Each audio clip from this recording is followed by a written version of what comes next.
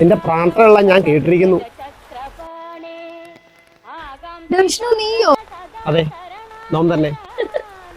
നീ എന്നോട് മഴ തന്നെ പ്രാർത്ഥിക്കുന്നേ. അങ്ങോട്ട് പോ. എടി, നിന്നെ പറ്റി ഒരു വിവരമില്ലല്ലോ. നേരത്തെ നീ കുറച്ച് റീലെങ്കിലും ഷെയർ ചെയ്യുമായിരുന്നു.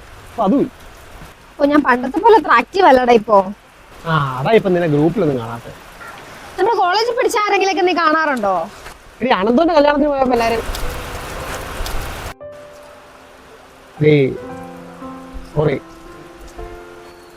കുഴപ്പമില്ലടാ.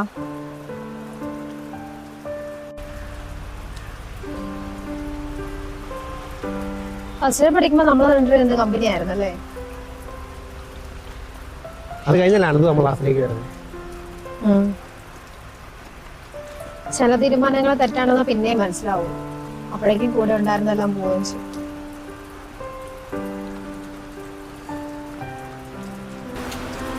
അതൊക്കെ പോട്ടെ, നീ എന്താ ഇപ്പൊ പരിപാടി?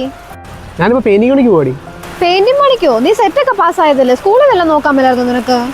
വലിയ വലിയ ഡൊണേഷൻ ഒക്കെ ആടി സ്കൂളിലൊക്കെ ചോദിക്കുന്നത്. ഒരു സ്കൂൾ ബസ്സും 50 ലക്ഷം രൂപയൊക്കെ. അതൊക്കെ ഉണ്ടെങ്കിൽ നമ്മൾ ഈ പണിക്ക് പോകേണ്ട കാര്യമുണ്ടോ? പിന്നെ PSC ഒക്കെ എഴുതുന്നുണ്ട്.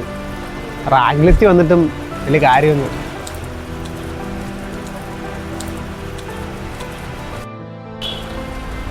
തിരുവനന്തപുരം സെക്രട്ടേറിയറ്റിന്റെ മുന്നിലേ ഒരു സമരം നടക്കുന്നുണ്ട്.